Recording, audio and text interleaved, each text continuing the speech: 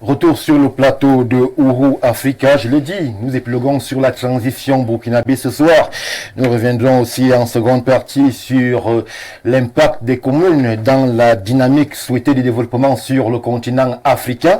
Et pour ce faire, nous avons convié sur cette estrade de réflexion 4 personnalités avec lesquelles justement nous allons échanger sur les thématiques proposées. Et la toute première, puisque nous parlons de développement local, puisque nous parlons de décentralisation, puisque nous parlons de communes, nous avons donc invité un acteur majeur de ce domaine. Nous avons sur ce plateau un habituel même, c'est pas la première fois qu'il est parmi nous, le maire Jean-Baptiste Anvouna Atemengue. Plus besoin de préciser qu'il est homme politique du Rassemblement démocratique, l'Assemblement démocratique du peuple camerounais. Monsieur le maire, je ne me trompe pas, bonsoir et bienvenue. Bonsoir. C'est le parti qui est le plus facile et qui est quand même le mieux connu sur le territoire camerounais. Vous m'excuserez. En introduction, oui. Bonsoir et je salue vos téléspectateurs. Mais je souhaite un bon débat avec les copanélistes que vous allez présenter après moi. Merci, monsieur le maire, pour la présence. Le RDPC, donc, justement, est représenté valablement, nous l'espérons, sur ce plateau. Je continue avec ma droite par un autre acteur qui nous a rejoint ce soir, monsieur Bawa Bouba, il expert en gouvernance politique, ou alors en politique de gouvernance. Bonsoir et bienvenue. Bonsoir Stéphane, bonsoir monsieur le maire, et bonsoir également à tous nos millions de téléspectateurs. Je crois que ce soir, avec cette intelligentsia, nous allons baisser un peu le niveau pour permettre aux Camerounais moyens, à l'Africain moyen du niveau 3e de comprendre de quoi s'agit-il.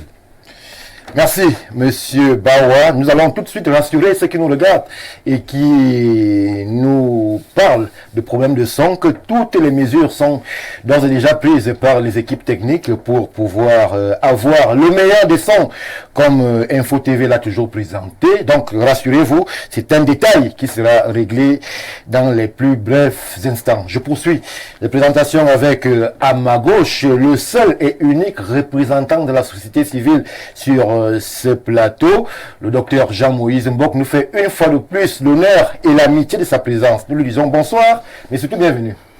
Bonsoir Stéphane, bonsoir à mes copanélistes. J'ai envie de saluer ici la scène politique camerounaise. J'ai vu comment le RDPC vous a fait perdre votre latin. Heureusement qu'il est revenu.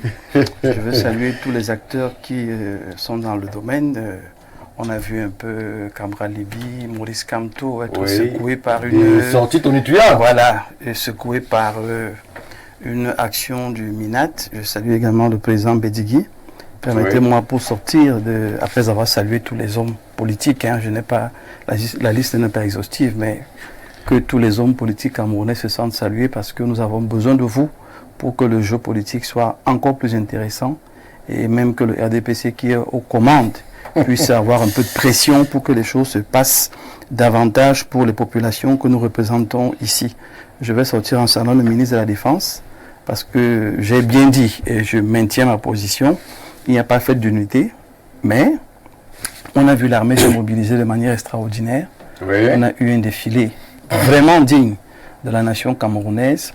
On peut dire ce qu'on a à dire, mais ce que j'ai vu de cette armée et ce qu'elle continue de faire au quotidien, j'ai envie de saluer le ministre de la Défense, saluer toute l'armée camerounaise et de rappeler ici que nous voulons que ce pays soit en paix et nous allons tout faire avec nos prières, avec nos vœux, avec parfois même nos moyens pour que la paix soit naturelle au Cameroun dans toutes les régions. Merci Jean-Moïse Mbok pour ces mots chaleureux à l'endroit de nos forces de défense qui ont justement valablement représenté le vert ou jaune lors de la fête de l'unité. C'était le Je rappelle que la police est associée, hein.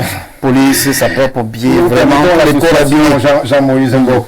Je poursuis avec un autre homme politique sur le plateau, le professeur Jimmy Yap, secrétaire général du MLDC.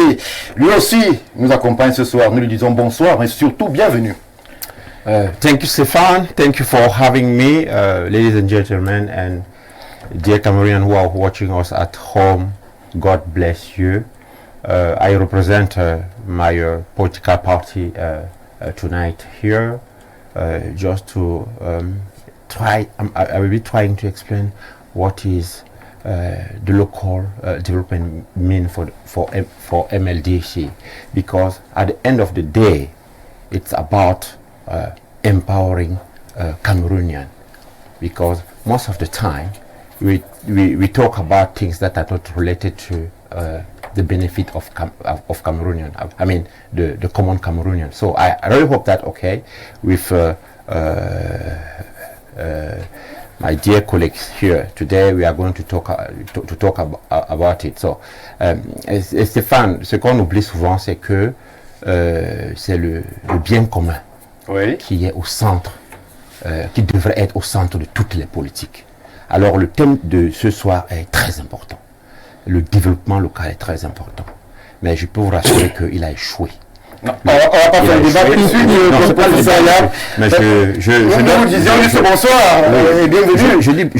On va pas faire le débat tout de suite. Je dis bonsoir à la ménagère. Oui. Je dis bonsoir au moto-taximan. Je dis bonsoir à mes collègues à l'université. Je dis bonsoir aux ces enseignants de l'école primaire ou de l'école maternelle qui travaillent jour et nuit et non pas le bénéfice de leur travail. Figurez-vous que, Stéphane, figure-toi que les gens, on prend au moins 20 ans à étudier pour un maigre salaire. On meurt pauvre, on meurt endetté, on meurt avec des maladies. À cause de quoi? À cause des gens qui sont incompétents et puis qui sont mauvais. Merci, professeur. Et nous allons merci. Nous sommes ravis de votre présence sur ce plateau. Nous parlerons développement local, rassurez-vous. C'est la thématique principale de ce soir. Mais pour l'instant, chers messieurs, chères dames, nous allons nous appesantir autant que possible sur cette situation.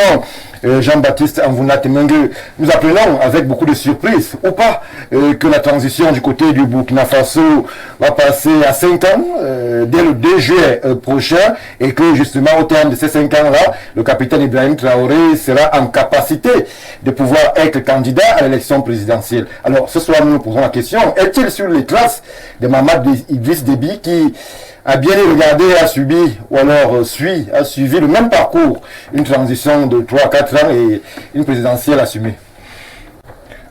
Bon, je crois que les conditions d'arriver au pouvoir, d'accession au pouvoir des deux présidents et de transition et désormais président de la République du Tchad, les deux conditions ne sont pas similaires.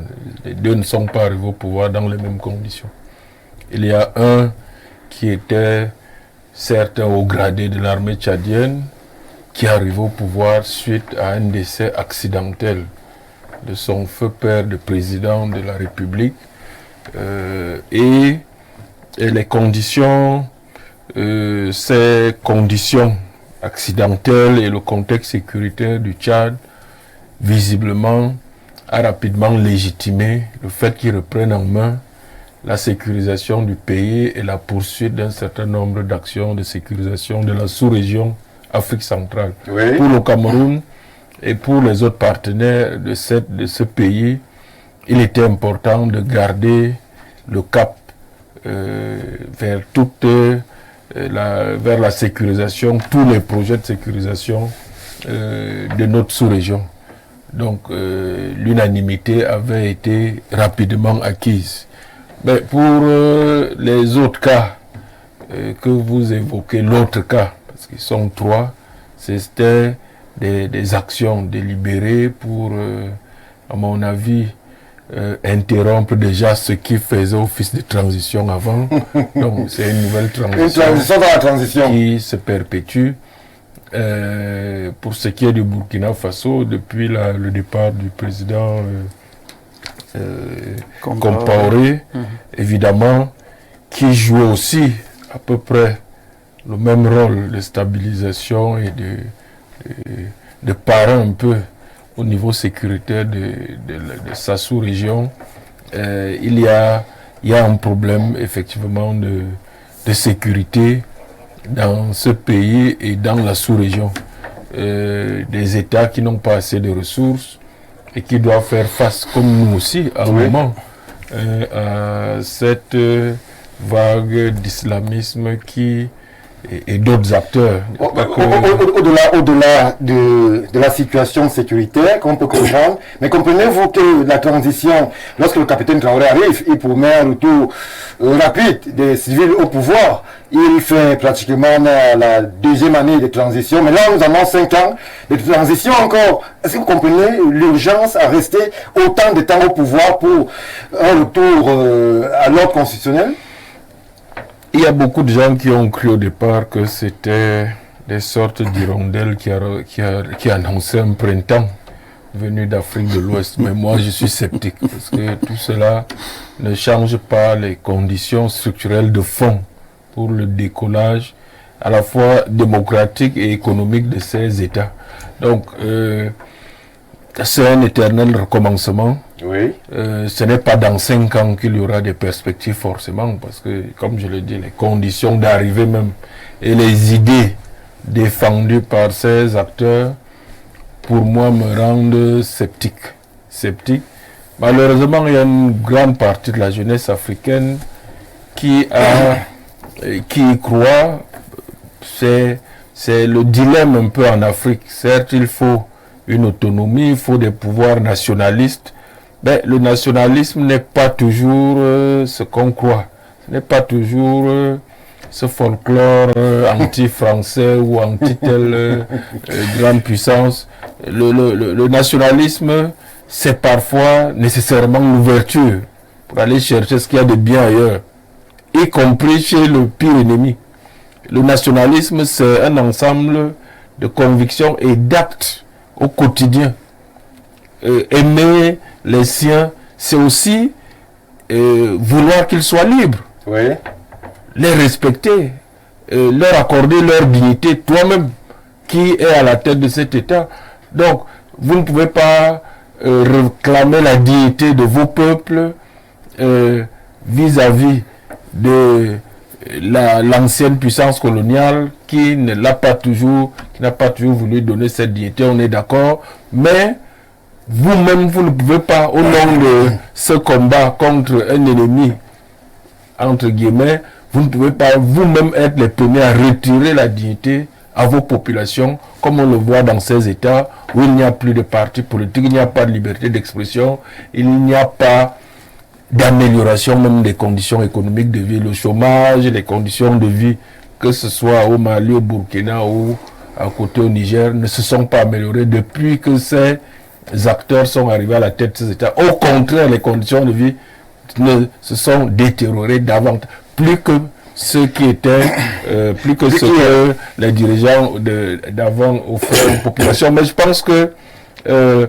dans 5 ans, on fera le bilan, mais moi je suis sceptique, ça ne va pas s'améliorer. On fera le bilan. Et il y aura probablement aussi un autre sauveur, un autre révolutionnaire qui va venir rectifier la ligne et qui voudra aussi 10 ans de transition ici de suite. Merci Jean-Baptiste Atemengue. Monsieur Bawa, je me tourne vers vous. Alors, est-ce que vous comprenez cette nécessité à rallonger des transitions? C'est le cas au Mali, c'est le cas désormais au Burkina Faso, c'est fut le cas du côté du Tchad. Est-ce qu'il y a une nécessité véritablement, lorsqu'on veut faire bouger les choses, dans un sens comme dans un autre, à rallonger 5 ans de transition? C'est quand même beaucoup. Écoutez, d'où sort ces 3 pays? Ces 3 pays ont implémenté pendant des décennies la rotation du pouvoir à travers la démocratie d'alternance. Oui. 3 décennies plus tard, surtout le Mali, ce modèle de gouvernance calqué sur la démocratie d'alternance les a conduits au terrorisme, aux assassinats, à la déportation des villages, à l'extermination des peuples. Ces chefs d'État viennent au secours d'un peuple qui était en agonie. Le Burkina Faso, à l'époque du président Compaoré, était en agonie, M. Bawa? Non, il n'a pas pris le pouvoir chez le président Compaoré. Il a pris le pouvoir chez le président Damiba? Oui. Et quelle était la situation sécuritaire de ces trois pays? On voyait le terrorisme qui damait le pion aux armées nationales. Oui. Aujourd'hui, ils sont dans ce qu'on appelle la reconquête de leur territoire. Et quand on ça a changé en termes de sécurité? Oui, la sécurité s'améliore significativement. Ne pas le reconnaître, je crois que ce n'est pas normal. Et vous saviez, en Ukraine, il y a également une guerre. Et on a demandé au chef de l'État de rester tant que la guerre n'est pas finie. On ne doit pas organiser les élections. Oui. Pourquoi 2 poids, 2 mesures? Non, sachez que l'Afrique de l'Ouest a enfin compris que la démocratie d'alternance est une entourloupe. C'est une roublardise. Il faut donc le président éternel? Non, il n'y a pas que l'alternance ou la continuité au pouvoir. Ce n'est pas la continuité. Là-bas, c'est ce qu'on appelle la conquête de la souveraineté. La conquête de la souveraineté n'a rien à y voir avec la démocratie d'alternance et la continuité au pouvoir. Parce que tous ceux qui sont issus de la démocratie d'alternance sont contre eux. Vous voyez? Ils veulent que, une fois arrivé au pouvoir, on passe ce pouvoir aux civils qui vont donc aller re-signer les accords, les accords léonins avec la France-Afrique pour la reconduction du franc CFA. Vous savez, le franc CFA est arrivé à terme il y a de cela 2 ans. Et sa non-reconduction a permis aux cultivateurs de cacao camerounais de multiplier leur prix par 3, par 4. Ça a un effet dans le panier de la ménagère déjà. Et donc, il ne faut pas reconduire les accords de franc CFA. Ces militaires sont aidés par les BRICS qui s'opposent au capitalisme néolibéral de l'Occident qui veut dominer à vita aeternam l'Afrique. Nous disons que votre histoire de démocratie d'alternance, on en a mis fin en Afrique centrale et l'Afrique de l'Ouest est en train de nous suivre. Nous allons maintenant parler un autre langage. Il faut l'alternative démocratique au pouvoir. Merci. C'est-à-dire le changement positif. Le changement négatif qu'on appelle l'alternance n'a aucun impact dans le panier de la ménagère. Depuis que l'Afrique l'implémente, depuis 60 ans, citez-nous ce que cela a apporté à l'Afrique. Et citez-nous un seul pays au monde qui s'est développé grâce à la démocratie d'alternance. Les gens se développent parce qu'ils produisent la richesse et non parce qu'ils implémentent la démocratie d'alternance. Nous demandons au peuple burkinabé d'être autonome, de faire leur choix comme ils l'ont fait, de donner 5 ans à ce jeune homme. Vous êtes sûr que le peuple burkinabé a choisi le capitaine Traoré? À 80%. Et nous leur disons, après 5 ans, donnez-lui encore 10 ans si ça vous plaît. Ne suivez plus le formatage universitaire qui voudrait que pour vivre, il faut ressembler aux Occidentaux en respectant la démocratie d'alternance. Il n'y a plus de combat d'alternance en Afrique. Merci, merci M. Bawa. Jean-Moïse Mbok. Le peuple burkinabé, pour certains, aurait donné quitus au président Traoré, de transition Traoré, d'être là à vitam aeternam, tant que justement il promet une certaine révolution idéologique. Mais on se pose quand même des questions. Il avait promis de redonner le pouvoir civil, il avait promis plus de liberté. Mais on a eu l'impression qu'il y a tout de suite eu des restrictions en termes de liberté. Il n'y a plus de partis politiques, il n'y a plus de liberté au niveau de la communication. On annonce une transition de 5 ans où lui-même aura la possibilité d'être candidat. Qu'est-ce qu'on fait? Les militaires arrivent et ils ne veulent plus partir. Bon, c'est un pays, le Burkina Faso est un pays assez particulier de par son histoire déjà. Passé de Haute-Volta à Burkina Faso en 84, connaît quand même beaucoup de turbulences jusqu'à la mort de Thomas Sankara qui lui avait un projet de société pour cette nation, naturellement basé sur le textile, sur l'agriculture et l'élevage aussi. Et puis quand il est donc mis de côté par son ami qui va prendre le pouvoir après, lui-même annonce que le pays va mieux se porter parce qu'on va travailler sur ci, sur ça et ainsi de suite. Puis arrive dans la vague terroriste financée par qui? Chacun sait qui a financé le terrorisme. Et l'armée burkinabé se retrouve foncièrement en difficulté. Et c'est une des choses qui a fait que Compaoré soit chassé parce que l'armée n'était pas équipée. L'armée ne savait pas faire face à un terrorisme qui était suréquipé, qui était très armé. Depuis Compaoré, ça fait 3 militaires au pouvoir. Bien sûr, mais c'est pour ça que c'est l'armée. C'est l'armée. C'est l'armée qui, après avoir essuyé beaucoup de pertes sur le front terroriste, jusqu'à la perte même de la partie nord du pays, se retrouve donc à se dire peut-être la solution, c'est nous-mêmes. Et il va donc s'en suivre une alternative ou une alternance, prenez selon l'angle qui vous arrange, parce que ce n'est que des militaires, une sorte de sauveur, comme le maire disait, sauveur, c'est nous qui allons vous sauver, c'est nous qui allons vous sauver, mais dans l'armée, on se rendait compte à chaque étape que celui qui prenait la place ne comprenait pas le fond du problème.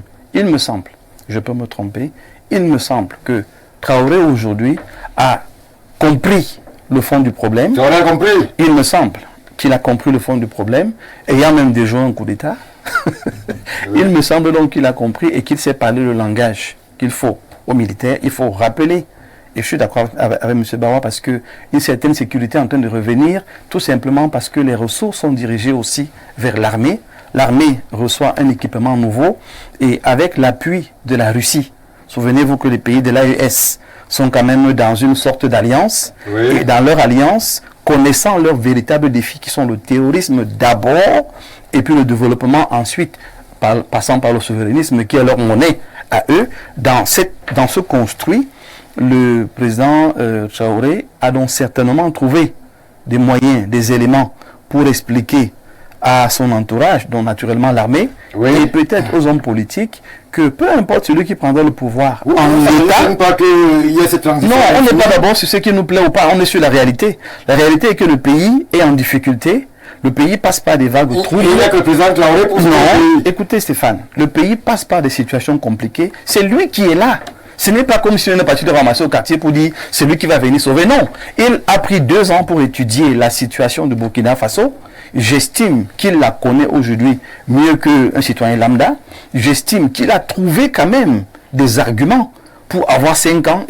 Et les Burkinabés quand même sont reconnus. Et le professeur ne me démentira pas dans leur qualité intellectuelle. C'est des gens qui sont profondément intellectuels, qui savent quand même se projeter. Il ne peut pas se mettre devant eux et leur raconter du vent pour que ça passe à 5 ans. Il a forcément présenté un projet, forcément présenté un concept. Je rappelle que mon argumentaire n'est pas pour le protéger, ou pour le défendre, ou pour le justifier. Je lis simplement dans la logique de l'AES qu'ils vont tous faire la même chose, parce qu'ils ont un projet, un objectif à atteindre.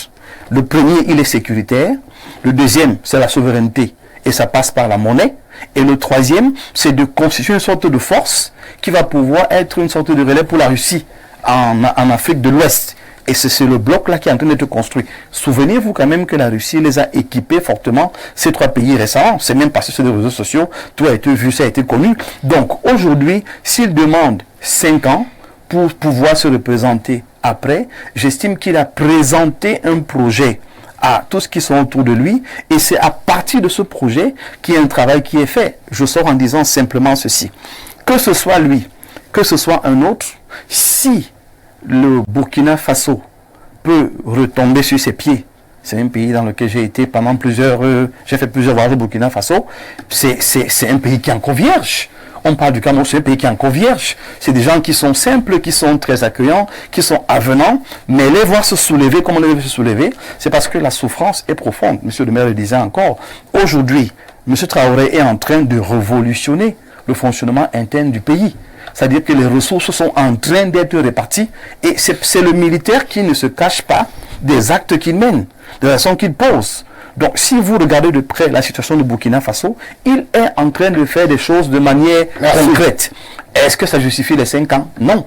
Parce qu'on pouvait remettre le pouvoir aux civils. Mais si on estime que les civils n'ont pas pour le moment la capacité stratégique et technique de résoudre les 3 défis, qui sont les défis de l'AES, la sécurité, la souveraineté économique et le développement, c'est les militaires qui seront là. Merci Jean-Maurice Mbok. Professeur Lia, la question pourrait être la même, mais j'essaie de la faire évoluer. Alors, comment est-ce que vous accueillez ces militaires qui arrivent au Mali, au Burkina Faso, au Niger, en Guinée-Conakry, même au Gabon, pas très loin de nous, qui arrivent et qui promettent monts et merveilles aux populations et qui, justement, lorsqu'ils sont mis au dos de leur propre déclaration concernant justement les transitions, on annonce un peu de partout que les transitions vont à l'infini.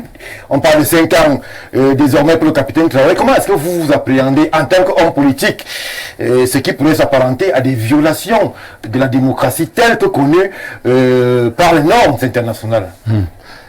Stéphane, il faut diagnostiquer le mal. Le mal, ce n'est pas le capitaine Traoré. Le mal, c'est la base. Et la base, c'est quoi? C'est les collectivités locales décentralisées. Le mal, c'est les maires. Le mal, c'est les maires? Je vais y arriver. Le mal, c'est les maires. Le mal, c'est les députés. Nous avons eu en Afrique francophone surtout des systèmes qui ont fabriqué des personnes incompétentes et des personnes mauvaises. Le problème qu'il y a au Burkina, c'est quoi? C'est un problème de communauté locale et ses besoins et des changements qui doivent s'opérer dans ces communautés locales. Et le meilleur acteur qui doit jauger des deux choses, c'est-à-dire la communauté locale qui a ses besoins et puis les changements qui s'opèrent dans la communauté locale, c'est qui? C'est le maire. Oui. C'est celui-là qui doit relayer les besoins de la population. Ça a raté en Afrique francophone. En Afrique, l'Afrique francophone a cette particularité de créer un système de médiocre dans lequel ils se servent tous et ils appauvrissent la population. Et c'est ce qui arrive au Burkina. Et c'est ce qui arrive au Cameroun. Parce que moi, j'aime toujours revenir au Cameroun. Bien sûr. Oui, tout à fait. Je reviens d'abord. Sur le cas burkinabé. Je suis en train de parler du Burkina. Oui. Je suis en train de parler du Burkina. C'est ce qui est arrivé au Burkina. L'avantage du Burkina est que la jeunesse burkinabé est éveillée active. Parce que la jeunesse camerounaise, elle est éveillée inactive. Il faut préciser cela. La jeunesse burkinabé est éveillée active. Ce qui, c'est le géomètre ou alors le thermomètre de la démocratie. Le capitaine Traoré qui, je vous dis, il joue d'un très grand soutien, malgré le fait que il n'y ait pas eu des élections. Parce que, comme je te dis, la jeunesse burkinabé étant éveillée, active, ne peut pas permettre que le capitaine Traoré soit là pendant 5 ans si elle n'est pas d'accord. Je disais donc que je pense que le président Traoré, ayant mesuré les besoins de la population locale, parce que nous parlons de développement, nous parlons de changement, au-delà de la sécurité dont on parle tant. La sécurité, c'est quoi? Il y a la sécurité alimentaire. Il y a la sécurité, c'est pas seulement la sécurité qu'il faut trancher avec les frontières. Oui. Les populations ont faim, Stéphane. Les populations manquent de soins de santé. Les populations manquent de quoi se loger, de quoi se verser. C'est ça la sécurité. C'est cette sécurité que le capitaine Traoré semble, je dis bien ça parce qu'on n'est pas encore dans l'absolu, semble apporter. Quand maintenant, dans ce plateau, on est sceptique. C'est pas sceptique par rapport au capitaine Traoré, c'est parce que on est dans un système de léthargie mentale au Cameroun. C'est-à-dire, on est dans une dynamique de somnambulisme qui est exacerbée, qui fait en sorte que tout changement qui se passe ailleurs, on pense que c'est un danger pour la stabilité. La stabilité. Mais c'est ça que je suis de dire. On est censé être la démocratie, la stabilité. Et le capitaine Traoré, dans la démocratie. On est dans la démocratie. Remettre le pouvoir civil. On est dans la démocratie, sauf que la démocratie burkinabé n'est pas la démocratie que vous voulez, parce que il y a des démocraties libérales et des démocraties illibérales. Je vous rappelle que le Japon a été gouverné par un parti au moins pendant 40 ans. Un parti, le parti de droite, hein, le Japon. Même en Corée du Sud. Toute l'Asie de l'Est a été gouvernée au moins pendant longtemps. Mais le point positif, c'était quoi? C'était le développement. parce que ces partis ont centré. Si le capitaine Traoré centre sa politique au niveau du développement, je suis sûr qu'il va rester là pendant longtemps. Parce que les populations ont besoin de quoi? Les populations ont besoin de se sentir concernées par la gestion de la chose publique. Si le capitaine Traoré est un homme honnête et qui met les gens au travail et qui développe le Burkina, on trouvera toujours que la population est le seul thermomètre. Maintenant, pour revenir à notre situation, parce qu'il faut toujours revenir à notre situation. Je dis non, la transition qui est en train de se faire, au Burkina ne dépend que de la population burkinabé. Et tant que la population burkinabé est d'accord, parce que je te rappelle, Stéphane, moi j'ai plein d'amis aussi au Burkina, jusqu'au haut niveau, la population burkinabé soutient le capitaine à un niveau très élevé. La population elle est finie. Pour le moment, qu'est-ce que tu appelles transition à l'effet 5 ans? Nous on a 40 ans ou 60 ans de pouvoir ici là, et tu parles de transition à l'effet. Tu parles de quoi? 5 ans que le jeune prend le pouvoir et il veut changer le pays. On est ici 40 ans, 50 ans, tu parles de transition à l'effet. Mais non, Stéphane, il faut qu'on soit sérieux sur les termes que nous sommes en train d'utiliser. Le capitaine Traoré veut développer son pays. Il a le soutien de sa population. Il est jeune, et c'est là où je reviens. La jeunesse le soutient. Il est jeune et la jeunesse le soutient. Nous ici, qu'est-ce qu'on fait? Une jeunesse inactive. Merci professeur Yap. Je vois monsieur le maire qui tient à coller un mot. Ce n'était qu'une introduction. Nous allons, après votre mot, essayer de repartir vers la thématique principale. Monsieur le maire, vous avez la parole. Non, mais je pourrais tout simplement résumer les choses en ceci. Si jeunesse savait et si vieillesse pouvait. Quand j'ai dit éternel recommencement, tant de jeunes ont rêvé, ont été des révolutionnaires en Afrique. Thomas Sankara. Mais le problème, c'est qu'ils ont manqué de profondeur dans l'analyse de la situation. Et c'est bien dit si jeunesse savait. Parce que par exemple, il faut donner des exemples. Les problèmes. Quel jeune, quel jeune a manqué d'analyse dans sa situation? Je parle de la situation actuelle, par exemple. Oui. Vous ne pouvez pas, par un simple slogan anti-colonialisme ou par la solution dite monétaire de franc CFA, bon, ça, techniquement aussi, c'est un autre problème, c'est une autre limite. Parce qu'il faut bien aller au fond des problèmes. Il y a beaucoup de pays qui ont des monnaies indépendantes depuis longtemps, mais qui sont en pleine crise économique. Mais que non. Mais au moins, ils sont... Le problème, on ne faut pas dire des choses qui sont inexactes. Quand on dit des choses inexactes, le taux d'inflation au Nigeria de combien actuellement? Le Nigeria est la première économie du monde. J'ai dit, on parle de l'inflation. Non. Le Nigeria, monsieur le maire, écoutez. Le taux d'inflation est de combien? Il ne faut pas raconter des choses comme ça. Il ne faut pas raconter. Le Nigeria est la première économie. Le Nigeria a combien de milliardaires? Les États-Unis peuvent être une première économie, être en grave crise économique. Le royaume n'est pas le rang. Écoute, l'Afrique du Sud, on ne peut pas parler du Nigeria avec une grande économie. Non, il faut connaître une crise.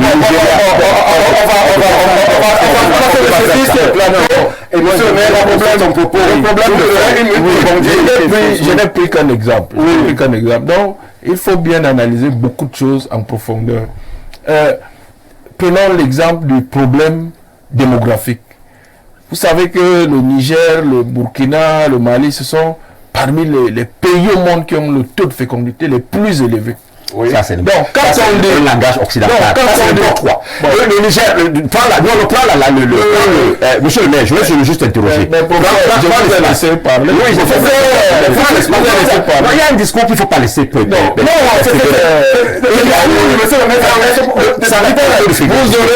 des réponses. Parce que je vous ai entendu dire tout à l'heure que les populations ont besoin d'être soignées. Les populations veulent être éduquées, veulent être logées.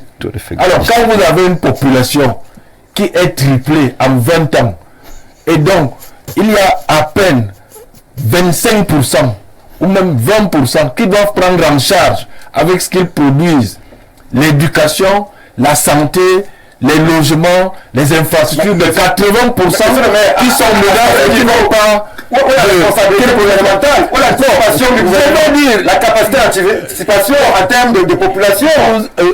On va en arriver. Laissez-moi terminer. Oui, quelle est l'anticipation du gouvernement pour dire j'ai une population active, productive de 20% qui doit éduquer, qui doit soigner. D'ailleurs, elle a beau être active, elle a un faible pouvoir d'achat, qui doit soigner, qui doit éduquer et qui doit loger 80% d'une jeunesse. C'est en cours. Et donc, si vous ne maîtrisez pas la démographie, il n'y a pas de prévision possible, de planification possible. Et donc, ce problème structurel pour un pays comme le Burkina Faso, ou le Mali, ou le Niger, ou d'autres pays, il faut savoir, il faut aller dans l'histoire profonde pour savoir que la surpopulation est la première cause de l'instabilité politique et des guerres. Si vous maîtrisez la population sur le moyen et le long terme, vous n'avez pas de risque d'instabilité, de coup d'État tous les 5 ans de soi-disant révolutionnaires qui vont vous régler le problème, mais qui ne peuvent pas régler à partir du moment où vous avez une non-maîtrise de la surpopulation. C'est la cause, la première cause du problème de ces petits pays. Alors, il semblait être très cultivé sur les problèmes asiatiques. Vous savez très bien que si, vous savez très bien, la surpopulation c'est en fonction des ressources disponibles. Le problème ce n'est pas en fonction du territoire. Non, bon, du tout. Je vais prendre un exemple. Vous semblez très bien informé sur... Je demande si l'Afrique est surpeuplée. Je vais vous donner la parole tout de suite, après la question que je vous pose. Vous connaissez l'histoire de l'émergence d'un grand pays, devenu un grand pays économique au niveau mondial, qu'est la Chine. Si, malgré l'ambition révolutionnaire, malgré le fort nationalisme chinois, malgré toute ta volonté de rivaliser avec les grandes puissances, si le gouvernement chinois, pendant 30 ou 40 ans, n'avait pas décidé que chaque couple n'a qu'un enfant, pour maîtriser, la Chine n'existerait plus en tant que Chine aujourd'hui. Non, mais c'est ce que je veux vous dire. Vous connaissez pas la Chine. Alors, si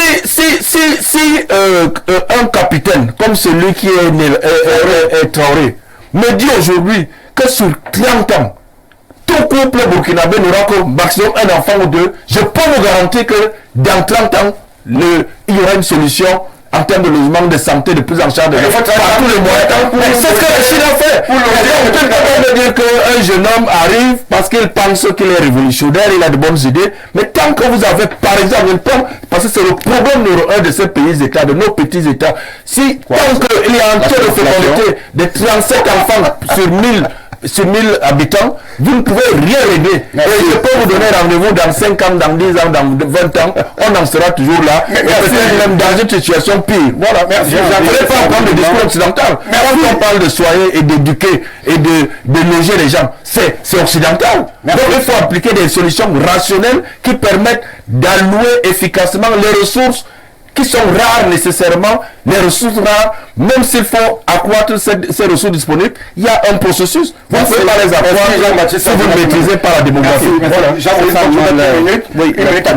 Et là, on va passer à la thématique. La première chose que je vais dire, c'est qu'on ne peut pas citer Thomas Sankara comme les jeunes qui n'ont pas réussi. Parce qu'il n'est pas arrivé à son terme. Non, on ne peut pas le citer. Il a été court-circuité dans le processus. Ils n'arriveront jamais à leur terme. Non, ça c'est la première chose. Vous allez tout relever, mais on ne peut pas aller de ça. Le deuxième problème de l'Afrique, et il faut le souligner avec force, c'est parfois le faux débat qui nous divise au lieu de nous mettre ensemble pour avancer. Les vieux sont africains. Les jeunes sont africains. Pourquoi on donne l'impression que les vieux ne sont pas africains et les jeunes sont plus africains que les vieux? C'est un débat qui est inutile dans notre biotope aujourd'hui. On a besoin des vieux en termes de sagesse, en termes de connaissances et même parfois d'anticipation. Et on a besoin des jeunes pour courir avec. Aujourd'hui, on a besoin d'une Afrique qui arrête le débat de tuer tous les vieux parce qu'ils sont sorciers et de donner tout le pouvoir aux jeunes parce qu'ils sont plus forts. Est-ce que c'est au Burkina Faso? Mais justement, très bien, parlant de l'Afrique, c'est un faux débat qu'il faut d'abord tuer. Maintenant, pour revenir au Burkina Faso, je vous prends simplement 2 cas. Le capitaine Traoré a résolu le problème des salaires des militaires. Il a revalorisé le salaire des militaires. Il a plaider auprès de la Russie pour un renforcement technique. Ils ont jusqu'au drone aujourd'hui dans le Sahel. Ce qui fait qu'ils ont le dessus sur les adversaires. Ça, les militaires sont contents. Il a toute l'armée avec lui. Deuxième réforme au niveau des enseignants. Vous pouvez dire qu'il a échappé en coup d'État récemment. Mais bien sûr, écoutez, Stéphane, même Jésus l'a fait l'unanimité. Qui fait l'unanimité? C'est parce qu'on ne vous dit pas certaines choses dans notre pays. Donc, ce que j'essaie de dire ici, restons au Burkina Faso, c'est qu'il a réussi à traiter la question militaire, il a traité la question des enseignants et actuellement, il est en train de traiter la question de la santé, des médecins et ainsi de suite. Ouais. C'est pas un jeune qui parle juste en l'air. Il pose les actes. La population le suit et le soutient parce qu'il agit de manière concrète sur justement les besoins des populations. C'est pour ça qu'il a soutenu, et le prof le disait, il a un fort taux de jeunes qui l'accompagnent parce que c'est un chef d'État qui va vers les jeunes, qui échange avec les jeunes, qui communique avec les jeunes. Merci. Je sors en disant que l'AES ne doit pas être pris comme un amusement. Ce regroupement qui naît au Sahel là ne doit pas être pris comme un amusement. Tiani, Traoré et Goïta Doumbouya. Goïta. Ces trois-là qui sont en train de travailler mais très fortement avec la Russie. Moi je souhaite, monsieur le maire, je souhaite fortement que ce chef d'État, je souhaite fortement que ce chef d'État puisse montrer le chemin à une Afrique qui ne veut que le changement profond. Parce qu'à la vérité, on n'est pas contre les Français, mais ils ne sont pas nos amis. On fera le bilan. Ils ne sont pas nos amis. Avant monsieur le bilan dans 10 ans. Ce que je veux dire, c'est que on est dans une situation catastrophique au Cameroun. Oui, je parle du Burkina. On est dans une situation catastrophique au Cameroun de la pensée de la bourgeoisie annoblée qui est permanemment incompétente. Quand il part de bilan, quand le maire part de bilan, je vais bien faire le bilan de Ngoumou. J'étais en Ngoumou aujourd'hui. Parce que par rapport, préparant ces je te fais une transition pour qu'on avance dans le débat. J'étais en Ngoumou aujourd'hui, préparant, je l'ai même rencontré. On s'est croisés, mais c'est la catastrophe. C'est la catastrophe parce que voilà une commune qui devrait profiter de la périphérie de Yaoundé.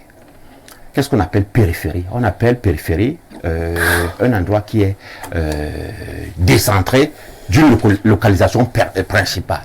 Et où le maire qui est responsable de la vie des populations, ce n'est pas Paul Biya qui est responsable de la vie des populations. Il parlait de bilan. Non, je te dis ce qu'on appelle bilan. Oui. Je dis ce qu'on appelle bilan. Le maire n'est pas encore. Laisse-moi revenir sur la situation sur le Burkina. Laisse-moi revenir sur la situation sur le Burkina.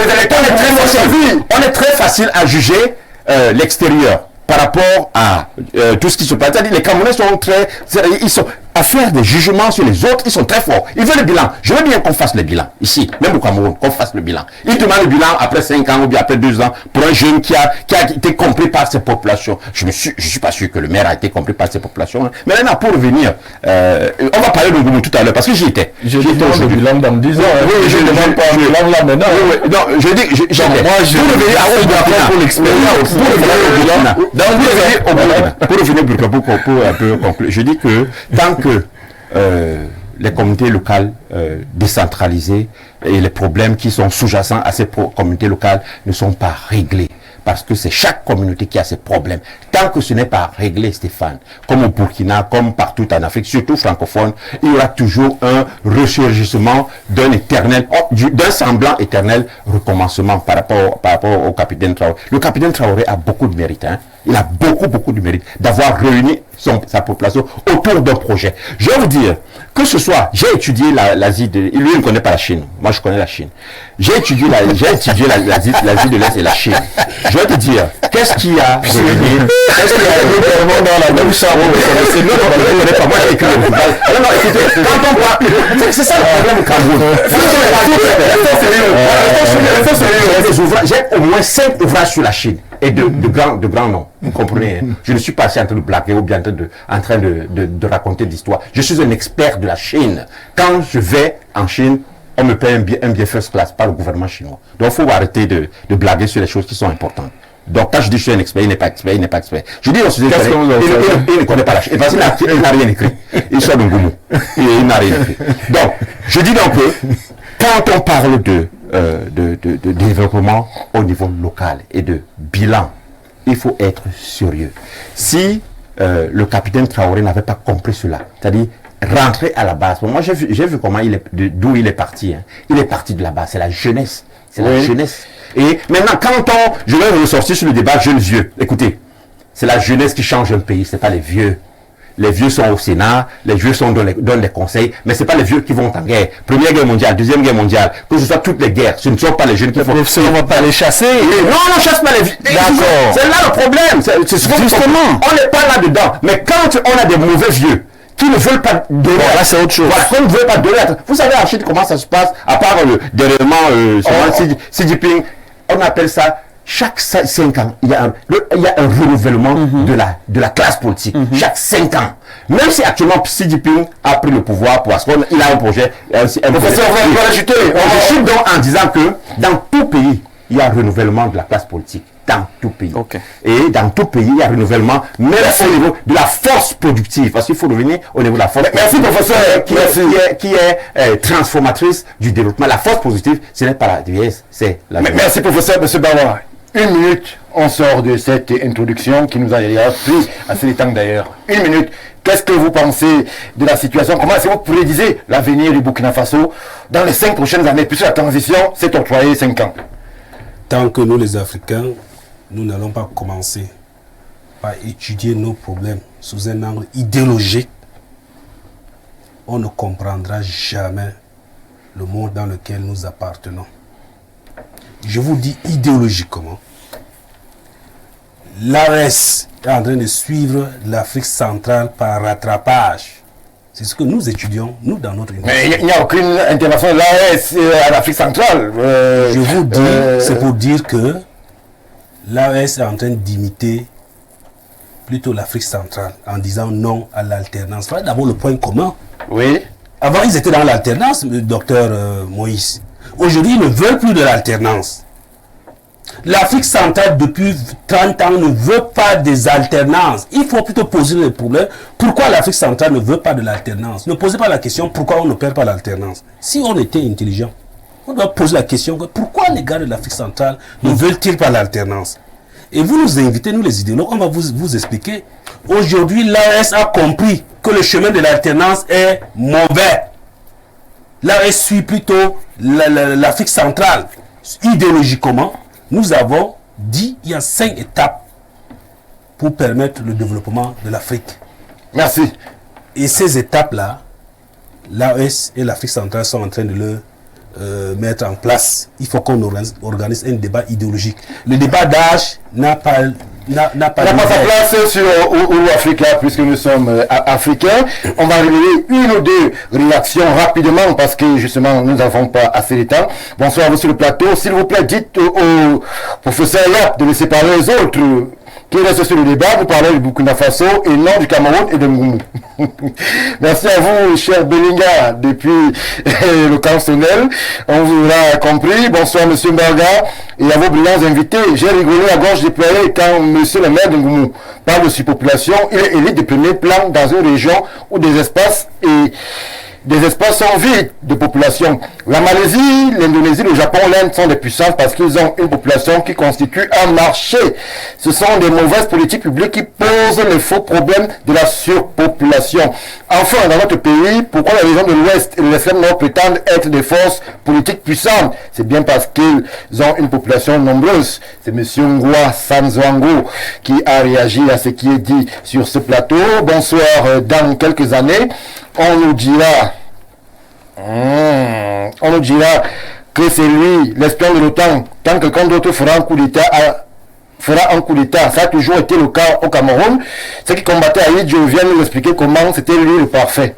Merci pour la contribution. On va aller au pas de course, prendre une autre qui arrive à l'instant. Bonsoir Stéphane, très belle émission et surtout félicitations aux panélistes en Chéchia Noir qui a bien compris que le peuple burkinabé doit donner plus de 5 ans au président Traoré. Moi je lui donne encore plus de 10 ans pour l'indépendance totale du Burkina. Ce que dit M. Ateneng du RDPC démontre montre qu'il n'est pas au fait de ce que traverse le Cameroun.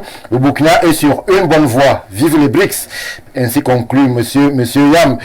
Que monsieur Bawa Bouba nous explique davantage la différence entre alternance démocratique et alternative démocratique. Il y aura d'autres espaces pour la question. Rapidement, on prend une autre contribution.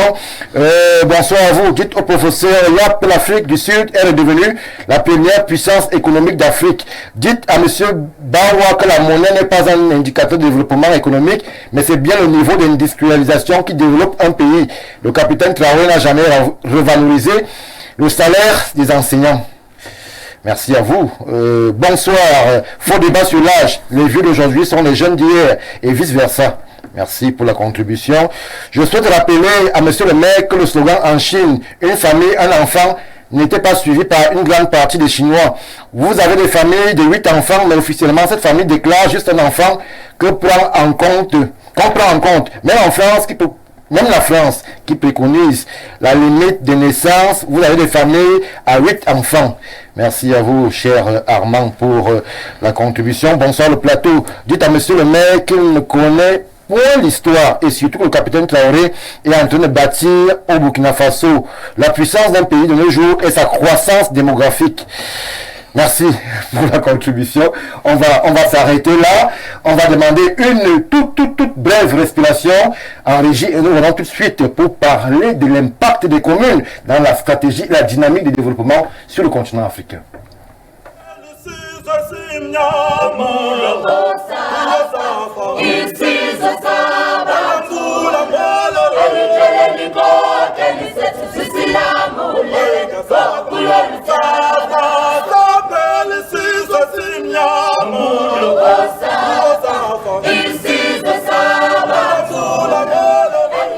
Retour sur le plateau de Ouro Africa. Désormais, nous allons épiloguer justement sur le souhait d'impactation du développement sur le continent africain. Et nous allons interroger l'acteur qu'est les communes. Nous savons que dans de nombreux pays africains, il y a cette inclinaison vers la décentralisation qui est désormais affirmée. Beaucoup optent pour la décentralisation, mais on a l'impression que malgré cette avancée en termes d'orientation politique, on peine véritablement à trouver les communes au rendez-vous. Nous allons, puisque nous avons un acteur de premier choix, d'abord revenir sur justement qu'est-ce qu'une commune et sur quels aspects devrait-elle de façon spécifique booster le développement dans nos pays africains.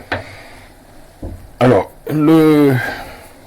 vous me posez une question, qu'est-ce qu'une commune? Oui, c'est important. La définition simple, ce serait que c'est l'entité étatique de proximité, la plus petite, qui agit en vertu de... Parce que chaque État a organisé la décentralisation à sa façon, en transférant un certain nombre de compétences à cette unité de proximité. Et cette entité étatique, au Cameroun, a des compétences précises et exclusives, parce que c'est le principe de l'exclusivité des compétences qui a été adopté au Cameroun, c'est-à-dire que les collectivités, que ce soit au niveau local, commune, au niveau régional et l'État, ne se partagent pas en réalité des compétences. Donc chacun a des compétences précises à exercer, mais ensemble, c'est l'État qui agit. Donc, collectivité, État central, pour les mêmes populations, au profit des mêmes populations et sur les mêmes territoires. Bon, le problème qui se pose dans ce processus, nous sommes au tout début du processus. Au tout début, il y a des États qui étaient centralisateurs comme nous, qui ont engagé ce processus depuis longtemps et qui avancent progressivement. Le problème qui se pose, c'est à la fois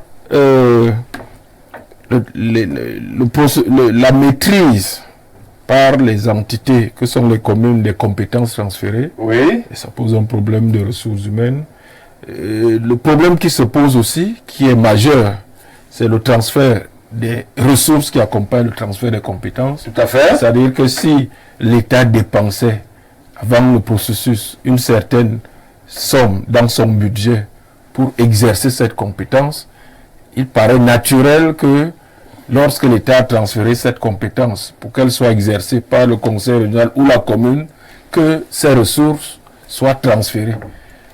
Ça peut être des ressources financières, ça peut être des ressources financières oui, et les ressources humaines. En tant qu'acteur, ce n'est pas le cas des 15% dont on parle abondamment. Ils sont effectifs? Non, les 15%, c'est un cap que la loi a fixé, mais qui n'est pas encore, vous le savez, Il n'est pas effectif. qui n'est pas encore, c'est pas un cap qui est effectif, c'est pas On attend le décret d'application. effectif parce que les 15% c'était le minimum. Oui. Faut le dire. Ça ne veut pas dire que c'est un but en soi. On peut m'arriver à un transfert effectif et réel de 40% ou 45%. Donc vous voulez dire que même le minimum, vous ne l'avez pas encore? On fonctionne avec le strict minimum. Je veux dire, si vous allez aujourd'hui dans les communes, vous verrez maire. Moi, quand j'ai été élu maire en Goumou, les urgences, j'ai fait le tour des 52 villages, des urgences sociales, infrastructurelles au niveau des routes communales et tout ça. Si vous demandez à un maire, il va vous dire que pour régler ces urgences et essayer d'implémenter ensuite sa vision, il lui faut au moins 3, 4, 5 milliards. Donc, quand vous avez des transferts de crédits d'investissement de 200 millions ou de 100 millions ou de 300 millions, vous voyez qu'il vous faut au moins 20 ans ou 30 ans pour régler toutes ces urgences. Donc, nous sommes face à cette difficulté aujourd'hui, le transfert réel des ressources de l'État central aux communes ainsi qu'aux régions, parce que nous travaillons pour les mêmes territoires. Il ne faut pas séparer Mayom de nous. Moi, j'ai les routes régionales qui passent par Ngoumoudon. Si j'entretiens mes routes communales, où je dois exercer ma compétence, si les routes régionales qui conduisent à ces routes sont coupées, ça ne sert à rien. Je sens par votre dernier kilomètre. Votre ressenti sur le concept de décentralisation, parce que vous semblez nous dire qu'il s'apparenterait, je mets de gros guillemets, à une coquille vide. Quel est votre ressenti par rapport à ce concept et par rapport à ceux à qui, justement, le concept est dédié, c'est-à-dire les collectivités territoriales décentralisées? Est-ce que la décentralisation trouve réception? Est-ce qu'elle a un contenu lorsque même on est dans le strict minimum, comme vous-même le dites? La décentralisation est nécessaire. Elle est nécessaire. Il faut d'abord partir de ce principe. Parce que si le chef de l'État l'a décidé, si les députés, nos élus, ont voté des lois à cet effet, si lors des grandes rencontres, on a vu récemment lors du grand dialogue national, c'est le thème qui faisait l'unanimité. Si depuis la tripartite de 1992 et la loi constitutionnelle de 1996, si cela a été adopté, ça veut dire que le principe est accepté, est voulu et profondément, je pense que c'est nécessaire au regard de ce que ce processus, là où il est plus avancé, au regard des résultats économiques, des résultats sociaux que ce processus produit. Si vous prenez un pays comme l'Éthiopie, où l'État central transfère la moitié des ressources propres aux collectivités, on voit très bien que l'Éthiopie, que nous voyons à la télé avec des enfants mourant affamés il y a 40 ans, ce n'est plus cette Éthiopie aujourd'hui, c'est devenu un État moderne. Donc, si vous allez dans d'autres pays qui ne sont pas forcément devenus le Japon, comme le Kenya ou le Rwanda, on voit quand même que ça produit des effets positifs au niveau local. Pour ne prendre que l'exemple du Rwanda, vous voyez, il y a 40% des ressources de l'État qui sont transférées aux communes. Ça permet aux collectivités d'avoir des centres de santé qui prennent totalement en charge la santé primaire. Ça permet à toutes les collectivités de distribuer de l'eau potable à 100% de la population. Ça permet aux collectivités. Donc, je pense que quand on voit ce que ça produit comme effet ailleurs, bon, c'est un modèle, je pense, qui peut nous aller, ce d'autant plus que on ne décide pas d'un tel modèle si on n'a pas fait le bilan du modèle précédent. Aujourd'hui, on voit très bien que décider de là où et de comment on va gérer un forage ou une salle de classe d'une école maternelle ou primaire ou d'une route communale, d'un bureau d'un ministère, ça paraît très lourd et peu efficace. Donc c'est à partir de ces constats, des échecs d'un certain nombre de politiques, que la communauté nationale, je pense, a adopté ce modèle de décentralisation, d'État unitaire décentralisé. Et donc le problème maintenant, c'est que c'est un processus. Certains pensent qu'il faut aller progressivement. Nous sommes d'accord, mais nous, les acteurs, les élus locaux, nous pensons que cette progressivité est peut-être un peu lente et qu'il faut accélérer pour que les populations ressentent vraiment les effets de ce nouveau modèle d'État que nous avons adopté. Merci et Jean-Baptiste Atemengue, professeur Yap. Alors, à ce niveau, on parle de décentralisation, on parle de pouvoir commun, on parle de compétences transférées. Nous sommes au Cameroun, ce pays que vous avez la prétention de bien connaître. Alors, on a l'impression, justement, que ce qui a été réservé aux communes, c'est une coquille vide. Si on vous promet un transfert de finances et que on vous dit le minimum c'est 15% et que même à ce niveau le minimum n'est pas atteint, finalement qu'est-ce qu'on vous transfère? On vous promet des compétences, mais on voit très bien que l'État central freine des 4 fers. On a l'impression que le modèle qu'on a abandonné peut-être aurait encore survécu même 10 ans avant de passer à cette décentralisation qui peine justement à produire les effets escomptés. Stéphane, je vais expliquer, mais permets-moi d'aller sur mon argumentation comme tu permets au maire d'aller sur son argumentation. Le maire n'a pas une faveur précise sur le plateau.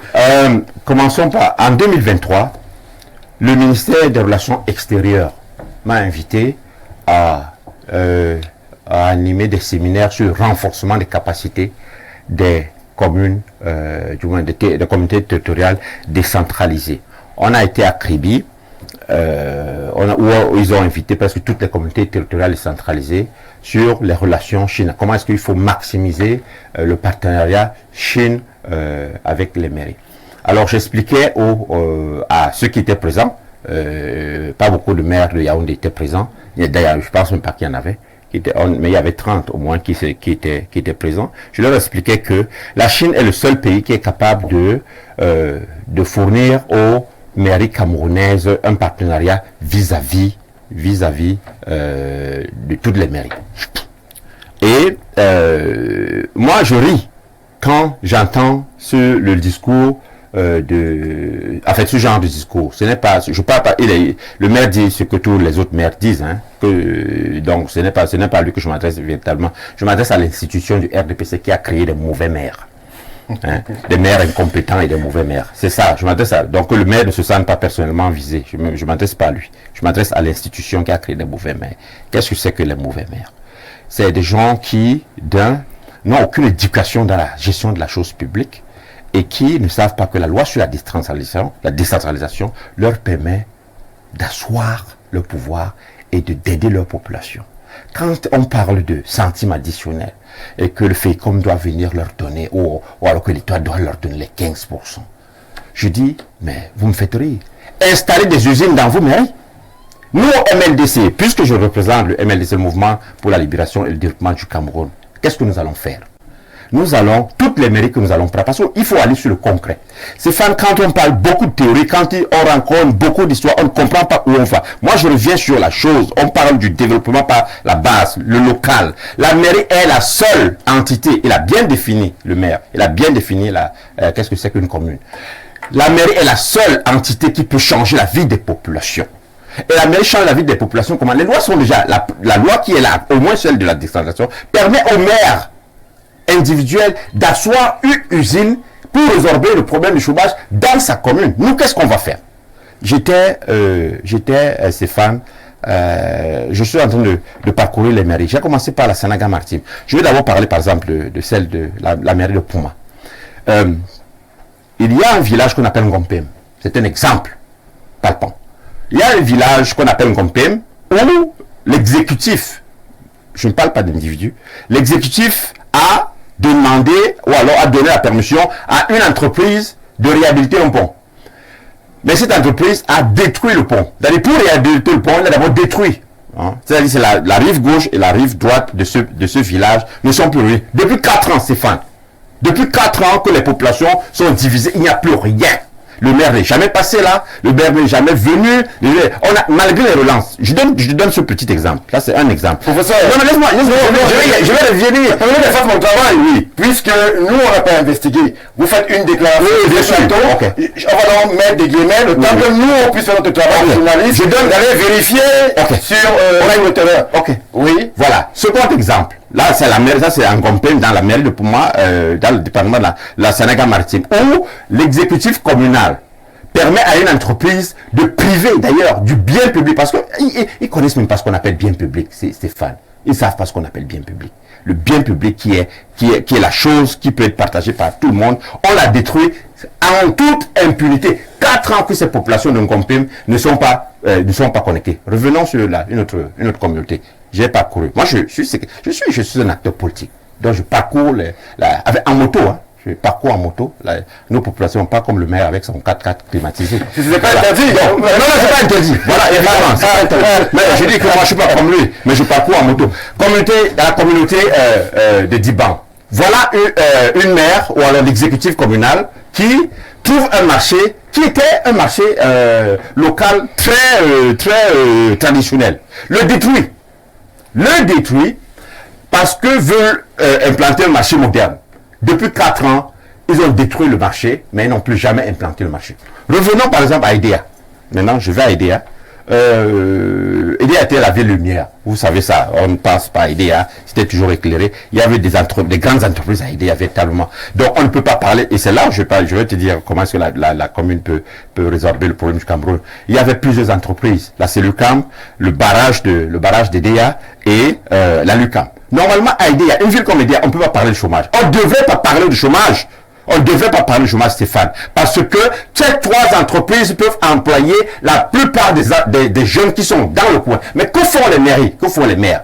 Ça ne les concerne pas. Ils attendent des centimes additionnels qui doivent venir du FEICOM. Ils attendent des 15% qui doivent venir de l'État camerounais. Alors que la loi sur la décentralisation leur a autorisé d'aller chercher ailleurs, signer les partenariats pour que vous installiez des usines dans votre commune. Ce que nous allons faire au MLDC, Stéphane, voilà, c'est que chaque mairie que nous allons prendre, chaque mairie, je pledge ici devant tout le monde de la population camerounaise que dans chaque mairie que nous allons prendre, nous allons installer une usine au moins pour résorber. Non, pas en campagne. Maintenant, je dis donc, pourquoi est-ce que nous sommes dans la situation actuelle? Le haut peut être bien. Le président Paul Biya donne beaucoup de bonnes directives. Mais tellement on a eu de mauvaises lois que ça produit de mauvaises personnes, des mauvais maires, des maires incompétents.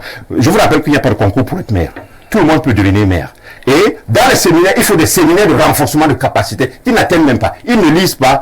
Bon, quand ils voyagent avec leurs copines pour aller, je sais pas faire. Non, c'est arrêté. Non, c'est pas, je ne focalise pas, monsieur le maire. Je dis que, je parle des maires Cameroun, des maires RDPC que le Cameroun a fabriqués. C'est prenez la ville de Yaoundé. Prenez une minute. Prenons la ville de Yaoundé. On est dans la capitale. On est jonché de poubelles. On vit dans la promiscuité. La promiscuité la plus totale. Et personne ne dit rien. Et vous pensez que c'est Paul Biya qui doit descendre, aller nettoyer les poubelles? C'est les communes qui doivent descendre, qui doivent nettoyer leur propre rue. Je te rappelle que Stéphane, va dans... Pour chuter. Oui. Va au Burkina, il n'y a pas de poubelle en rue, dans les rues. Va au Niger, il n'y a pas de poubelle dans les rues. Va au Nigeria, il n'y a pas de poubelle dans les rues. Va ici au Benin, à côté, dans toutes les villes, il n'y a pas de poubelle dans les rues. Et quand on a un langage de personnes qui sont imbues dans leur 4x4, qui fonctionnent, parce que puisqu'ils ont les 4x4, ils n'ont pas les odeurs là, ils pensent que les odeurs moi je fonctionne, oui, parce que je parcours le Cameroun actuellement en moto, ils pensent que c'est ces odeurs là, mais on vit dans la promiscuité. Il faut dire que le problème du Cameroun n'est pas un problème. C'est le développement local, on part par quoi? Nous installons dans chaque maire, je te dis comment nous on va... S'il vous plaît, voilà, je veux dire que c'est là donc où le RDPC a échoué. Le RDPC a échoué parce qu'ils ont formé des mauvais jeunes. Parce qu'il y a 2 catégories de jeunes au Cameroun. Il y a des mauvais jeunes et il y a des bons jeunes. Le RDPC a formé des mauvais jeunes, des gens incompétents, des gens arrogants, et des gens qui sont mauvais. Voilà les 3 catégories. Merci professeur, merci. Jean-Moïse Mbok, je vous donne la parole, je vous vois déjà sourire, mais le problème est sérieux puisqu'on est là au cœur du développement qu'on voudrait distiller ou alors initier par la base. Pourquoi est-ce qu'on a l'impression qu'ailleurs ça fonctionne? Les exemples de Canton en Suisse, en Chine, en Belgique et autres, là-bas ça marche. Pourquoi en Afrique et particulièrement au Cameroun, on a l'impression que ça ne marche pas? Monsieur le maire a fait le déroulé de la situation délicate qui est la leur. Pas de promesses tenues, pas de paroles, toute compétence en pointillé. Qu'est-ce qu'on fait? Alors que justement les populations attendent malheureusement des résultats et que les résultats ne viennent pas. C'est en fait depuis 1972 qu'on parle de décentralisation. Et on est resté très figé sur la centralisation. Puis après, on l'a ramené en 92 et puis je crois finalement en 2006. Mais on a face à nous des États, surtout en Afrique, qui veulent rester dans la centralisation.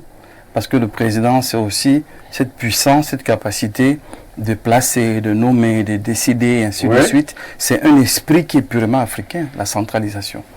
Et certains perçoivent la décentralisation comme une sorte de diminution de leur pouvoir, de diminution de leur capacité, et non comme un moyen d'asseoir le développement. Alors, il faut rappeler de manière très simple que le développement, c'est un processus de transformation visible. Un processus de transformation visible sur les populations d'abord, dans la nation naturellement, et puis enfin les gouvernants. Mais vous voyez bien que ça part d'une volonté politique. Donc, quoi qu'on dise, que ce soit les maires, que ce soit les ministres, tout ce qu'on peut prendre comme acteur, il faut déjà qu'il y ait une volonté politique de voir son pays profondément transformé. Il faut bien désigner des gens. Mais non, pas volonté, est-ce que la décentralisation s'imprime? Et comme le maire témoigne, par exemple... On parle du Cameroun. Oui. Qui est le président du Cameroun? C'est M. Biya. Alors, si on veut dire que le pays ne marche pas, ça s'adresse à qui? Moi, je n'ai pas voté M. Atemengue. J'ai voté M. Biya. Moi, il faut dire les choses comme elles sont. Alors, si lui, il a une volonté de voir le pays changer, il va impulser cette volonté. Et quand on explique la volonté et on donne les moyens, vous croyez vraiment qu'un ministre là peut discuter une décision du chef de l'État de faire ci ou ça? Vous croyez vraiment? C'est-à-dire qu'à un moment donné, il faut qu'on arrête de parfois tirer sur les victimes pensant qu'ils sont les acteurs. Aucun maire n'est acteur dans le concept camerounais. Parce que le maire reçoit les instructions. Le maire n'a pas la capacité dans l'état actuel. Le secrétaire général du MLDC dit sur la capacité des maires à trouver des capitaux propres, à faire des partenariats, des joint ventures entre communes. Peut-être chez eux, il n'y a pas la discipline de parti. Mais dans le RDPC, il y a la discipline de parti. Et je vais vous dire que c'est un parti pyramidal. Sur la société civile, s'il vous plaît. La société civile est un milieu. J'ai l'obligation d'étudier le RDPC et de vous étudier vous. Je suis au milieu. Et c'est pour ça que je parle comme je parle. Parce qu'à la clé, qu'est-ce que je cherche? C'est que les populations aient naturellement les conséquences du développement. Nous les connaissons tous. C'est les choses basiques comme l'eau, l'électricité. On parlait des voiries tout à l'heure. C'est les conséquences naturelles du développement. Mais je dis ceci, SG, nous sommes dans un pays vraiment en forme pyramidale, où on a un patron qui est le premier tout. Parfois les gens le disent pour rire, mais c'est vrai. Il est le premier sportif. Ce qui se passe à la FECAFOOT, ministère machin là. Le jour où le père leur a dit qu'arrêtez-moi ça, à l'instant ça s'arrête. Bon, ok. Voilà, une question. C'est lui le président. Les poubelles de Yaoundé. Je veux savoir. Parfait. Nous sommes dans un état, et on ne va pas le nier, où certains ministres ont l'impression qu'ils ont travaillé quand le président a dit faites et ils ont fait. C'est une réalité et il faut qu'on le dise pour que le chef de l'État sache que nous sommes aujourd'hui, nous les populations, réduits à ça, à attendre qu'il parle. Parce que vous croyez franchement qu'un maire va laisser la saleté dans son environnement volontairement et il s'en fout, je ne pense pas. À moins qu'il soit sorcier. Parce qu'on n'a pas besoin d'être compétent pour voir que c'est des ordures et on les enlève. Ce n'est pas l'absence de compétence. Soit c'est de la pure méchanceté, soit, et monsieur le maire l'a dit, c'est l'absence et des moyens, mais je reviens encore à la volonté politique. C'est la volonté politique qui décante un ensemble de choses. Quand le SG du MLDC dit que nous, on va faire, c'est parce qu'il est au sommet du parti qu'il peut dire que nous, on va faire. Mais prenez un militant, il ne pourra pas tenir le même langage. C'est que j'essaie de dire. S'il vous plaît. S'il vous plaît. C'est le patron de la commune Ngoumou. Oui, quand on parle du RDPC, il faut laisser M. Tenenge tranquille. Ne mettez pas mon frère dans les problèmes. Le RDPC est construit. On sait qu'ils sont les patrons du RDPC. Et je souhaite même qu'ils montent encore plus. Mais pour le moment, laissez-le où il est là. Ce que je suis en train de dire, il ne faut pas user de la langue de bois ici, Stéphane. La société civile est responsable de ce qu'elle dit. Parce qu'à la clé, ce n'est pas le gouvernement qui va m'applaudir. Ce n'est pas l'opposition qui va m'applaudir. C'est les populations qui doivent ressentir qu'il y a quand même quelqu'un qui parle pour elles. Je dis donc, au Cameroun, aujourd'hui, on est rendu à cette réalité. Quand le maire vous dit que les 15% ne sont pas arrivés, et on pouvait faire mieux, qui peut instruire pour que ça arrive? Puisqu'on voit que les ministres essayent, les ministres se battent, il y a toujours une raison qui arrive. Non, l'argent n'est pas disponible. On a envoyé l'argent ici. Il n'y a que lui, le chef de l'État, qui peut taper du poing sur la table. Et c'est pour ça que j'ai dit que le débat vieux jeune ne m'intéresse pas. Parce que lui, le chef de l'État, peut instruire. Laissez-moi parler comme les autres ont parlé. Non, ne me coupez pas. Je suis en train de dire, vous avez posé la question, quel est le problème? Je vous dis donc, quel est le problème pour que si le chef de l'État nous suit là-bas, qu'il assume qu'on arrête d'agresser ses maires. Parce que c'est les maires RDPC qui répondent de lui. C'est lui qui doit assumer ça. Quand monsieur le maire n'a pas les 15%, et vous lui demandez de nettoyer les rues, il nettoie comment? Il ne peut pas le dire comme moi je le dirais. Le maire doit créer des structures qui lui permettent d'avoir sa ressource propre. Je dis donc, puisque nous parlons tous de ça, que le chef de l'État instruise, donne la permission au maire. Vous avez deux choses. Les lois sont très bien faites au Cameroun. Elles sont très bien rédigées. Mais leur implémentation demande encore une autorisation. Parfois non dite. Et ceux qui sont au pouvoir, ceux qui sont en place, savent ce qu'ils subissent quand ils franchissent un Rubicon sans concertation. Et il faut aujourd'hui que c'est le genre de verrou qui doivent sauter. Parce qu'il y a des actions que vous devez poser. Vous vous référez d'abord à la hiérarchie, qui se réfère à la hiérarchie, qui se réfère à la hiérarchie. Quand on parle de l'entente administrative, c'est cet échelonnage de référencement qui fait qu'il faut que ça monte et puis que ça redescende pour une action qui aurait pu être simple. Le Cameroun aujourd'hui est dans cette réalité. C'est qu'il faut que tout remonte à la présidence de la République. Et il faut le dire afin que les gens, si ne marchent pas en route, on tire sur eux comme si c'est eux qui sont responsables. Il y a un seul responsable de l'État du Cameroun aujourd'hui, c'est M. Biya. Ce n'est que lui qui peut dire au ministre Tangadji que arrête de persécuter l'opposition. Ce n'est que lui qui peut faire ça. Qui peut parler à M. Tangadji aujourd'hui? Personne. Il est puissant et on le reconnaît. C'est ça le rôle de M. Biya. C'est qu'il y a trop de désordre dans le pays. Les Camerounais ne sont même pas dans un état de se révolter, de se rebeller. Ils veulent que les choses changent. Mais si on a essayé en criant, en parlant sur les plateaux de télé, en écrivant dans la presse, il y a des titres ronflants que nous connaissons tous, rien ne bouge, c'est parce qu'on sait et on croit et on espère que lui au moins peut dire quelque chose. On a vu le Venin, hein? Il est frère avec les lunettes nouvelles, hein? Donc c'est quelqu'un qui peut encore agir, qui peut bien agir. Donc je sors en disant ici, c'est bien d'accuser le PM, c'est bien d'accuser les différents ministres, c'est bien d'accuser les gouverneurs, les maires et ainsi de suite. Mais il y a un seul Camerounais que nous avons élu. Et c'est de lui que nous attendons ce que le maire a promis quand on l'a élu. C'est de lui que nous attendons ce que les députés ont promis quand ils ont été élus.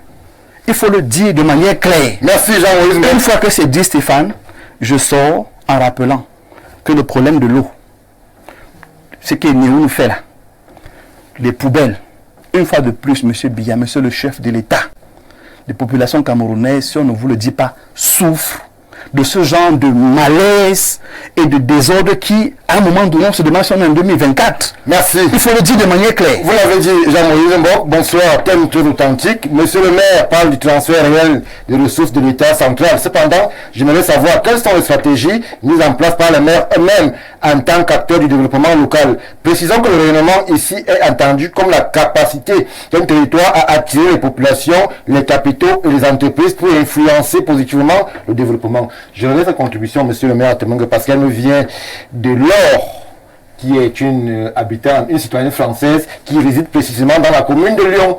Monsieur Bawa, même question, qu'est-ce qu'on fait alors que la défaillance des mairies semble être constatée? Qu'est-ce qu'on fait alors que les mairies disent que les moyens n'arrivent pas? Qu'est-ce qu'on fait alors que, justement, il y a des acteurs qui semblent aujourd'hui ne plus être en capacité de booster la machine de façon à ce que les populations se retrouvent dans cette décentralisation qu'on leur a vendue comme une panacée? Non, il faut dire la vérité au peuple. Tous vos enfants que vous avez envoyés à l'école, qui ont eu le bac, qui sont allés à l'université, ne connaissent pas le mot développer. Donc, si vous attendez qu'ils viennent vous développer, personne d'entre eux, c'est-à-dire le programme scolaire mis en place par l'UNESCO, a formaté leur cerveau pour qu'ils ne comprennent pas le mot développement. Donc, quand ils parlent de développement, ils sont en train de vous parler de sous-développement. Développer une commune veut dire en français facile aider les populations qui ont les capitaux à les fructifier. Si vous arrivez à mutualiser les capitaux des ménages et vous les aidez à les fructifier, ils vont donc produire de la richesse. En produisant de la richesse, ils vont créer l'emploi. En créant l'emploi, ceux-là vont consommer. Et le budget de l'État et le budget de la commune vont donc augmenter et permettre aux maires d'atteindre leurs objectifs. Montrez-moi un seul intellectuel africain qui aide sa communauté à faire le commerce et à fructifier ses avoirs. Personne. Or, c'est ça qu'on appelle le développement.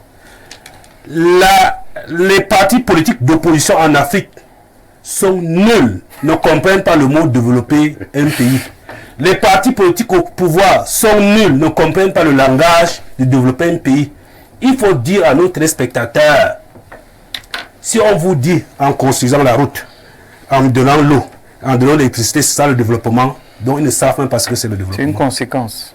Ce n'est pas ça le développement. La Chine n'est pas classée comme pays développé aujourd'hui. Quand on parle de développement, on regarde le revenu moyen par habitant. Et pour qu'un habitant augmente ses revenus, il faut l'aider à fructifier ses avoirs. Nous enseignons ça dans notre université. Pourquoi les gens ne viennent pas s'inscrire? Si vous ne vous inscrivez pas, vous ne pouvez pas développer l'Afrique. Parce que développer l'Afrique, c'est aider les populations à fructifier leurs avoirs, point, jusqu'à l'atteinte de l'équilibre de leur balance commerciale. Et quand ils auront donc atteint l'équilibre de leur balance commerciale, les conséquences, c'est les routes qui tombent, c'est les ponts, c'est l'eau, c'est le ramassage des ordures, c'est les maires qui ont les moyens de travailler. Mais si vous laissez les populations dans la non-production des richesses, vous êtes en train de sous-développer la population. Donc, toutes les élites africaines qui sont allées à l'université sous-développent leur pays. C'est pour cela qu'en Hausa, on les appelle Boko Haram. Que leur éducation sert à sous-développer leur région, leur village. Donc, la jeunesse africaine n'attendait rien de ces élites qui sont allées à l'université. Allez dans notre centre de formation, formez-vous, s'il vous plaît, pour pouvoir prendre en charge. J'espère que vous ne faites pas la publicité de Je fais le service commercial. Monsieur Bawa, restons sur des questions techniques. On sait que vous avez... Vous voyez dans la manipulation occidentale.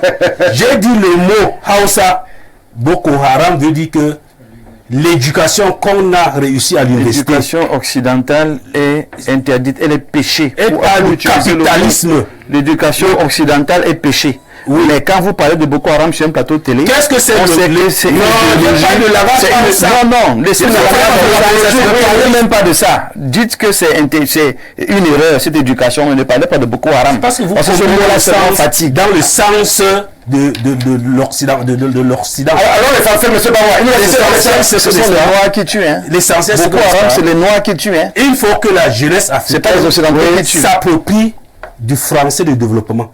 Parce que l'élite qui allait à l'université ne parle pas. Non, on a parlé de patois. Laissez le français, laissez l'anglais. Langage. Vous utilisez un mot français qui sous-développe l'Afrique. Vous ne pouvez pas développer l'Afrique parce que vous êtes des bons maires en créant les routes ou les hôpitaux. Vous aurez quel moyen pour créer ces routes et les hôpitaux? Développer l'Afrique, c'est aider les populations de votre arrondissement à fructifier leurs avoirs. Il faut d'abord créer ces avoirs avant de les fructifier. Ils en ont. Et il y a des gens qui ont 1 million. Nous sommes encore à la création. Attendez. Nous sommes encore à la création. J'ai dit ceux qui ont les avoirs. Dites comment on crée les avoirs parce que suivez-moi un peu. Suivez-moi les avoirs. Attendez. Je suis pas créé la j'ai dit il y a des populations qui ont les avoirs. Il y a ceux qui ont 5 millions. Prenez ceux qui n'ont pas. Il y a ceux qui ont 10 millions devant eux. On aide d'abord ceux qui ont les avoirs à les fructifier. En les fructifiant, ils créent les emplois à ceux qui n'en ont pas. En créant l'emploi à ceux qui n'en ont pas, ils finiront aussi par avoir leurs avoirs. C'est comme ça qu'on développe un pays.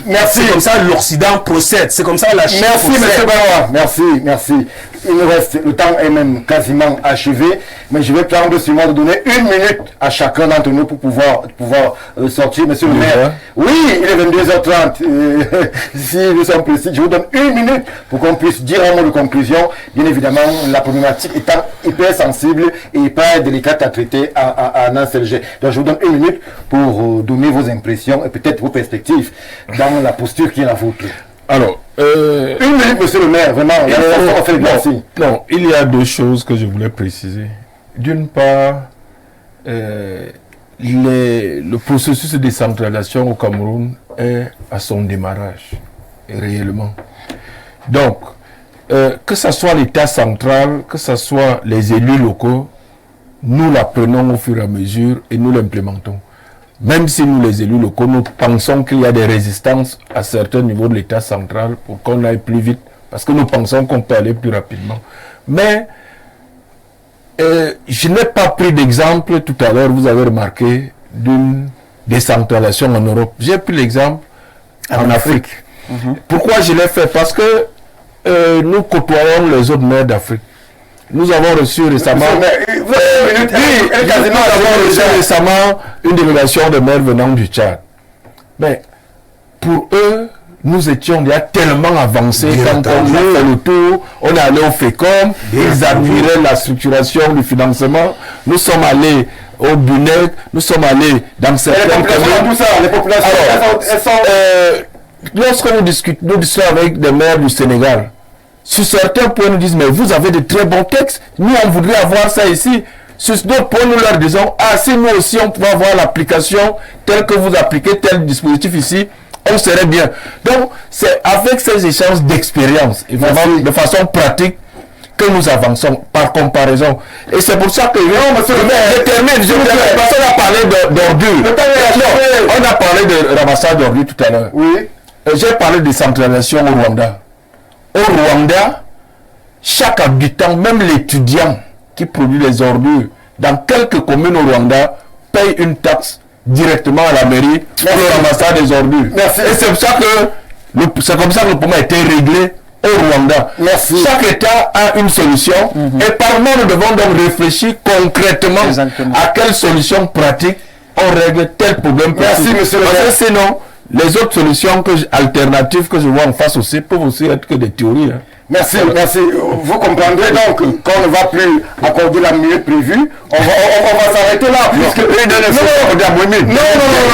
Monsieur, 30 secondes. les maires RDPC sont dépassés. Ils n'ont pas de solution. C'est ce que je suis en train de dire. Ils sont dépassés sur et les théories. Ce sont les maires RDPC qui ont sur la organisé 2 journées internationales. Ils n'ont plus les maires RDPC qui sont en train d'implémenter la notion de commune de production. Les maires RDPC, j'ai pleuré. On va faire le bilan. Il parlait du bilan. Le concept de commune de production sur les maires RDPC. Je demande aux jeunes de s'approprier de la politique, venir au MLDC et puis prendre les mairies. Nous allons